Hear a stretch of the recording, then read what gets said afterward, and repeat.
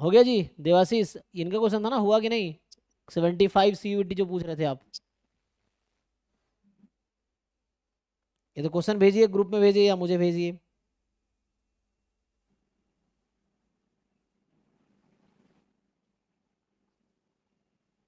मैंने भेजा है सर।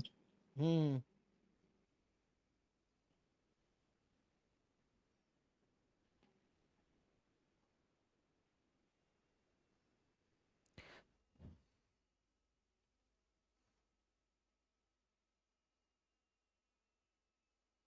इसमें क्या डाउट है बताइए अपनी, जो आपने भेजा है।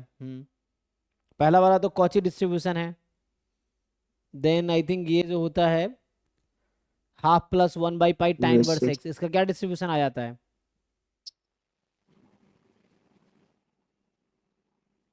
ड्राइव कर सकते हैं ना ये? आई ये थिंक आ जाएगा वो यूनिफॉर्म 0 यूनिफॉर्म 0, क्या? 1। यूनिफॉर्म 0 1, ठीक है। तो डाउट कहाँ है आपका? ये सर जो एक्सपेक्टेशन ऑफ जेड के पावर एम।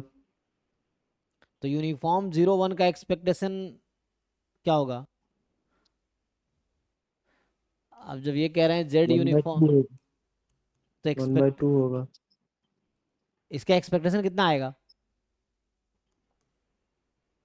अच्छा इसका तो, तो हाँ ट्राई इसका राई, ठीक है। ट्राई राई हाँ किए, इसका ऐसे ठीक है पूछ रहे हैं। सेकंड। हाँ सेकंड ऑप्शन। फिर फाई इनवर्स जेड है। फाई क्या है? फाई CDF स्टैंडर्ड नॉर्मल का है। तो हम्म। इसका एक्सपेक्टेशन क्या होगा? तो आपको देखना है, जेड डी जनरेट तो गलत हो गया। और फोर्थ वाला Z1 Z2 इंडिपेंडेंट IID है, having distribution same as Z. Z1 Z2 क्या है यहाँ पे? Z1 Z2 IID है।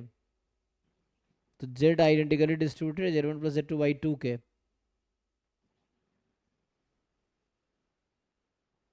अच्छा जेड के, ओ। तो Z1 Z2, मतलब अभी फोर्थ पे बात कर रहा हूँ, फिर आते हैं टू पे क्या होगा। तो Z1 आइडेंटिकली डिस्ट्रीब्यूटेड जेड के, Z2 आइडेंटिकली डिस्ट्रीब्यूटेड जेड के, ऐसा कह रहा है। IID है इवन। तो बोल रहा है कि देन जेड हम्म। आइडेंटिकली डिस्ट्रीब्यूटेड होगा Z1 + Z2/2 के।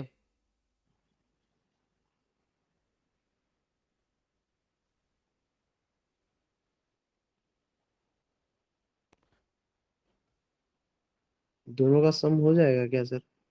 हम्म। अगर जेड वन दोनों का सम कर दे तो हो जा रहा है। लेकिन सोचना मतलब पड़ेगा। ऐसा होता है थ्योरम। तो ये तो प्रूफ करके भी आप ट्राई कर सकते हैं। अगर मान लीजिए ऐसा कोई एग्जांपल लेके दो रैंडम वेरिएबल का, देन आप एक्सपेरिमेंट कीजिए, तो उससे सीखने को मिलेगा कि Z1 जेड के आइडेंटिकली डिस्ट्रीब्यूटेड, Z2 भी जेड के आइडेंटिकली, इसका मतलब Z1 Z2 भी आइडेंटिकली डिस्ट्रीब्यूटेड ही है, क्योंकि दोनों का सेम ही है। तो Z1 Z2 दोनों आइडेंटिकली डिस्ट्रीब्यूटेड है। तो क्वेश्चन है कि Z1 + Z2/2 का जो डिस्ट्रीब्यूशन होगा वो जेड के डिस्ट्रीब्यूशन के इक्वल आएगा। इसका देखना पड़ेगा। MGF निकाल लीजिए, हो जाएगा ना। MGF से कर लीजिए कि ये जो है आपके पास, ये आपको दे रखा है। इनफैक्ट Z1 Z2 भी आइडेंटिकली डिस्ट्रीब्यूटेड हो जाएगा यहाँ से। तो आपसे पूछा गया है कि Z आइडेंटिकली डिस्ट्रीब्यूटेड है Z1 + Z2/2 के। तो इसका MGF निकाल लीजिए। तो इससे ट्राई करके देखिए, आ जाएगा। निकाल पाएंगे? इसका निकाल के चेक सेकंड कीजिए। ऑप्शन ठीक है। हम्म। हाँ, जेड के आ जाएगा क्या आइडेंटिकल? अगर ऐसा आ जाएगा तो जेड के अगर ये आ जाता है आइडेंटिकली डिस्ट्रीब्यूटेड, तो काम हो जाएगा। तो हो गया ना। बचा अब सेकेंड पार्ट। सेकेंड पार्ट में जो आपका है ये है फाई इनवर्स जेड। तो जेड तो हमारा जैसे बताया था अपने, यूनिफॉर्म 0 1 है। तो फाई इनवर्स जेड, तो ये कहीं ना कहीं फंक्शन ऑफ जेड ही तो है। अच्छा, फाई क्या है? हम्म। फाई है standard CDF of standard normal distribution. तो वैसे तो इसका एक्सपेक्टेशन चाहिए, तो बाई रूल क्या होगा? फाई इनवर्स सम जेड, और है ना, मतलब ये फंक्शन ऑफ जेड है ना। मैं मान लो कुछ नया नया नाम दे दो, कुछ टी रखना, टी रख लो, *1 DZ 0 से 1, यही तो है। अब क्या आप फाई जेड का मतलब जानते हैं? हाँ, 5Z यहाँ पे स्टैंडर्ड नॉर्मल है। ना ना ना, फाइव जेड नॉर्मल नहीं है, आप समझे नहीं। फाइव स्टैंडर्ड नॉर्मल है। फाइव क्या होता है कि एक तो जेड यहाँ कंफ्यूज किया बस आपको, क्योंकि जेड यहाँ यूनिफॉर्म 0 1 है, तो कंफ्यूजन क्रिएट करने के लिए फाइव जो है, मैं आपसे पूछूं what is meaning of five T. ये होता है ना माइनस इन्फिनिटी टू टी 1/√2 पाई ई की पावर -12 x²dx, यही है ना। हम्म। मतलब फाई ऑफ टी का मतलब है, या फाई ऑफ जेड जो हम लिख रहे थे, कि प्रोबेबिलिटी, अब नॉर्मल 0 1 कुछ नाम देना पड़ेगा, तो मान लो एक्स लेता हूँ, तो X less than equal to T है ये, जहाँ एक्स जो है वो नॉर्मल 0 1 है, ऐसा है। अब फाई इनवर्स कर रहे हैं, तो इनवर्स कर रहे हैं इसका क्या मतलब, इसका अब इनवर्स फंक्शन लेना है।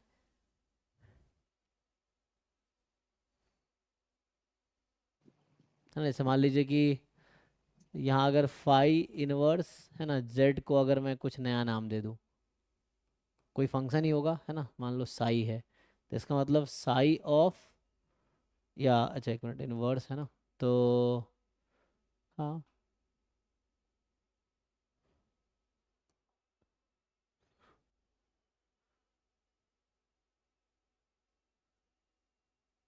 तो इनवर्स निकाल पाएंगे यहाँ से, क्योंकि हमें तो इसको इनवर्स करना है। ये एक फंक्शन है जिसका हमें इनवर्स निकालना है। कोई बात नहीं, अच्छा इसमें इनवर्स करने के लिए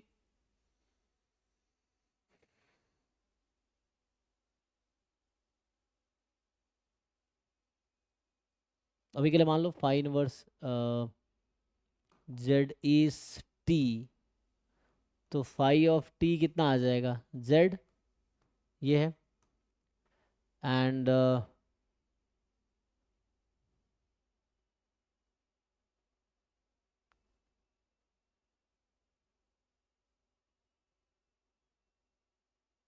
कुछ ट्रांसफॉर्म करके आपको इंटीग्रेट करना पड़ेगा, बस यहाँ कन्फ्यूजन है ना हो, इसलिए ध्यान रखना है यहाँ पे जस्ट, कि मैं इसको टी ही कर देता हूँ, टी डी टी, है ना। तो अभी के लिए बाई पार्ट इस तरह से कुछ लगा लेंगे तो हो जाएगा। इसका डिफरेंशिएशन जानते हैं, जैसे हम डिफरेंशिएट तो कर ही सकते हैं इसको, आईलेट जानते हैं ना, तो लगाइए, आई बाई पार्ट लगाइए। ये आईलेट में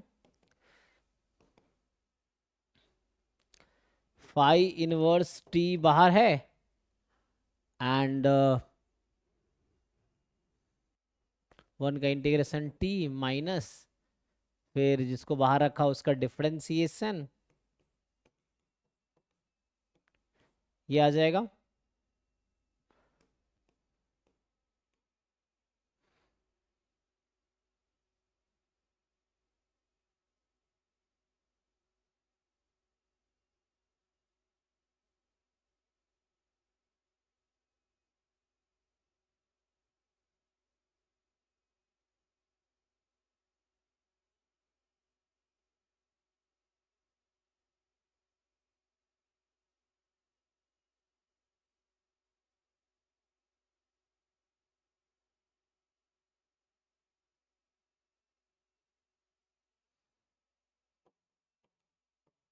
इसका डिफरेंशिएशन जानते हैं, इनवर्स फंक्शन का डिफरेंशिएशन कैसे होता है, तो ऐसे कुछ करना पड़ेगा ना, तो इसको इंटीग्रेट करना पड़ेगा, नहीं तो कोई शॉर्टकट देखना पड़ेगा इसका डिस्ट्रीब्यूशन क्या होता है। ये 0 से 1 में अभी इंटीग्रेट होगा।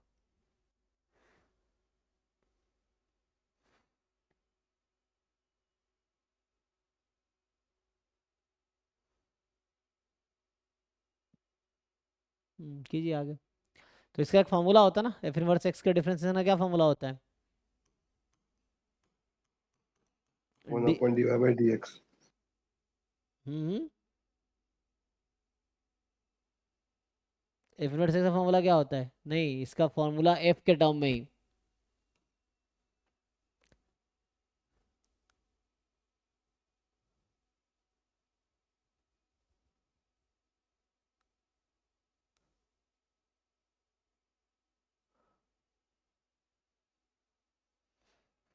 इसमें पूछा गया है कि फाई इनवर्स जेड जीरो होगा क्या। अच्छा ऐसे ही सोचो कि जीरो होगा क्या, आपको लगता है कि फाई इनवर्स ये कर क्या रहा है, जेड है यूनिफॉर्म 0 1, है ना, तो जेड रैंडम वेरिएबल का इनवर्स ले रहा है तो क्या इसका एवरेज 0 होगा? इनवर्स इमेज, तो मतलब z तो 0 से 1 में है, एंड 0 तो नहीं होगा क्योंकि यूनिफॉर्म 0 1 है ना ये। तो 0 1 का जो इनवर्स इमेज लेंगे अगर हम फंक्शन में, क्वेश्चन ये क्या इंटीग्रेशन 0 आएगा? क्वेश्चन ये है आपके पास कि क्या ये 0 होगा? t 0 से 1 में है, और ये फंक्शन जो है ये खुद नॉन नेगेटिव है ना? तो ये तो यही ऐसे यहाँ से पता चला कि लिमिट 0 से 1 में है ना। और फाई इनवर्स जो फंक्शन है, हम्म,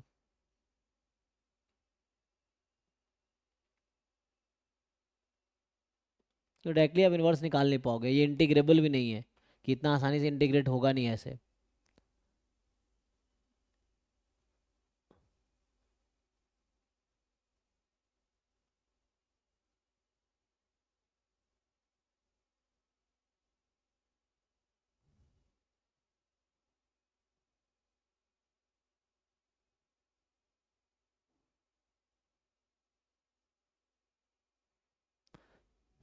इसका बताओ कोई फॉर्मूला क्या होता है? उससे आता है ना, एफ इनवर्स ऑफ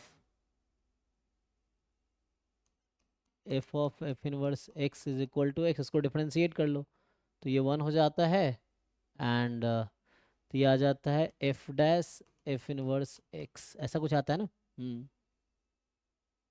ये आएगा, लेकिन उससे भी कुछ काम चलेगा?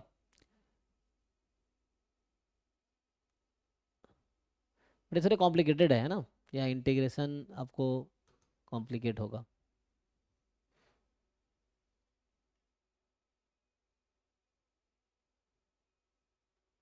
या दूसरा तरीका लगाते कि आप ऐसे नहीं करते तो क्या क्या करते, तो उसमें फिर आप ऐसे कर सकते हैं सब्स्टिट्यूशन टाइप का, कि मान लो मैं इसका नाम u रख दिया for example, phi inverse t का नाम u रख दिया, तो फाई u बराबर t हो गया है ना। तो यहाँ से ये dt है, तो dt होगा, फाई का डेरिवेटिव कितना होता है? ये वही ना pdf, फाई तो cdf है, तो cdf का डेरिवेटिव कितना होगा? pdf, है ना। तो cdf का डेरिवेटिव pdf हो जाएगा, तो pdf में तत्काल साई लिख देता हूँ, साई यू डी यू, ऐसा हो जाएगा। dt तो u, ओ तो आसानी से हो गया देखो। डी यू 0 से 1। अब मुझे ये बताओ, साई मैंने जस्ट पीडीएफ लिखा, सीडीएफ कही तो आसानी से यहाँ से हो गया, तो इतना कुछ ज़रूरत नहीं है।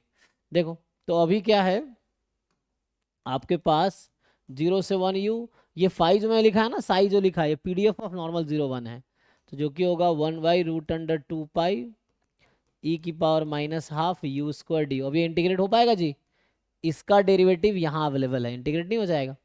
बताइए, हो गया आंसर?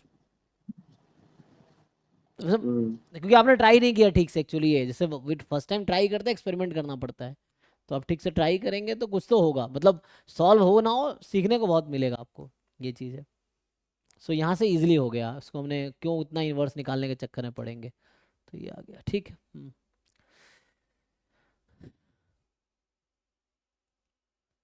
ठीक है ना, सारे पार्ट हो गए इस क्वेश्चन के। नेक्स्ट में क्या तो है? एक्सटेंड किया। 1 मिनट, इसमें क्या है जी?